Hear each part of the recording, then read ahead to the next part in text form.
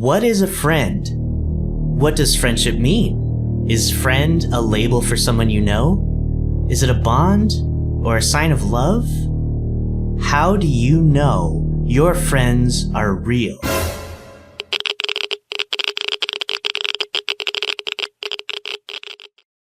Today, we're talking about all the nitty-gritty. Shino HI, Adams, and welcome to the Silo. If you enjoy your time here, make sure to subscribe so you can get a free radiation packet. Reverses all your rad sickness needs for about a day. Alright, I can only speak from my own experiences, so keep that in mind. Friendship is different for every person. Growing up, a good friend seems to be someone we can hang out with. Kick the sports ball around, you know. I had two friends like this, Sean and Brenton. I remembered I'd bike too far from my parents' house to make it to Sean's place, and we'd eat Pop-Tarts and play around the neighborhood. And at Brenton's, we'd play basketball and Metroid Prime. He had a GameCube while I was still stuck with just a Game Boy Advance, which I loved, don't get me wrong. Super Mario Advance and Wario Land 2 was a big part of my childhood. Anyway, we tend to like people we spend time with for the most part. For those we don't, that's another video entirely. Is this all a friend can be though? I probably thought as much, or didn't even realize it until after college. So, enter social media. Yes, I had a MySpace, an email, and all those 2000s fun things through middle and high school. But not much time was spent there. It still seemed like friend was a cursory term for people I was around a lot. Nothing really had super deep meaning yet. I had lots of fun in marching band and shared unforgettable experiences with others there. But again, it's just a lot of fun. So when did my definition of friend change? Well, it changed when I made a Twitter account. Bum bum bum. Yes, it's true.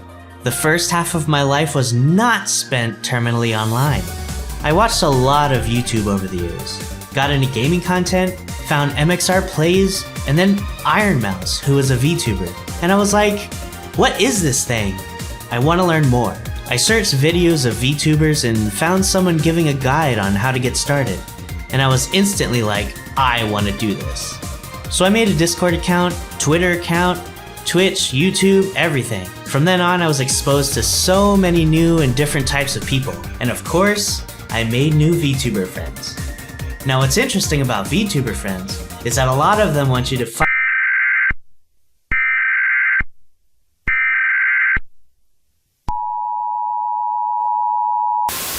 Hi Adams, did you know I'm a musician? I have a whole other channel dedicated to covers, originals, and other musical content. Link in the description below. It would mean a lot if you went and checked it out. Isn't that right, Veslame? Return the slab. What? Now, it took a little bit, probably a few months of learning the apps and socializing to reach people I connected with. And connect we did. Instead of being at school or band or going to see a friend, I was able to instantly see what people were up to and message them at any time. This opened up a world of deeper conversation with friends I hadn't experienced before. I met my best friend Sagi online. I literally never left her alone.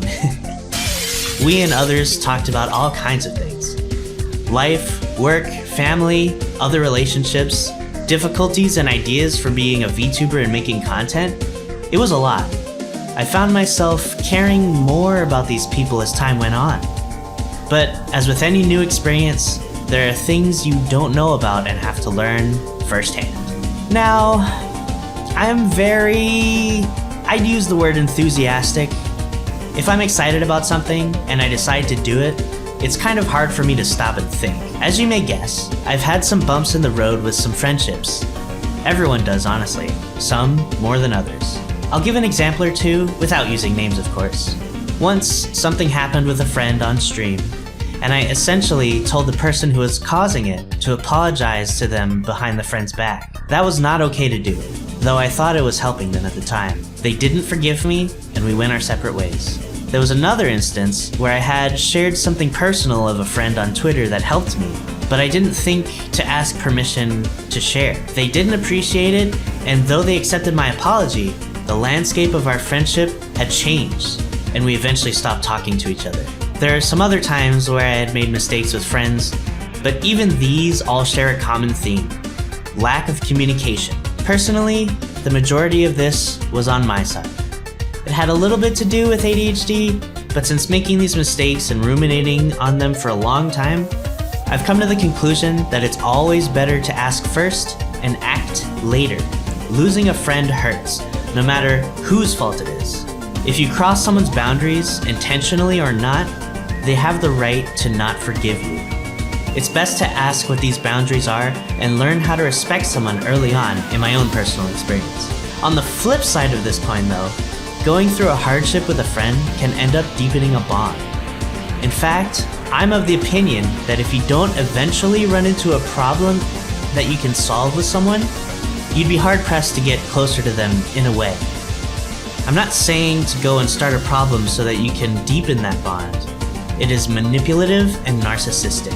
What I am saying, and this is just an example, it can go both ways, is if you make a mistake and someone does forgive you, it can be a sign that they care about you enough to look past your faults and trust that you want to grow as a person. Trust is very important in any relationship, and growing together with someone through hardship can be very rewarding. It doesn't come from nowhere, but in order to start a meaningful friendship, there has to be some trust put into the other. What does this all mean? Well, there's no definitive answer that I can give you. As before, friendships are different for everyone. What meaning you put into them, or get out of them, is up to you. All I can say is that for me, I love the people in my life very much. And despite the pain and hardship both given and received over the years, I'm glad I'm here with the people I have, and that they want me with them too. Thanks for being here, Adams, and I'll see you next time. Shino, bye! Now what's interesting about VTuber friends is that a lot of them want you to fuck them in the ass and then go inside their assholes. It's a very unique experience, one you can only find in the VTuber space.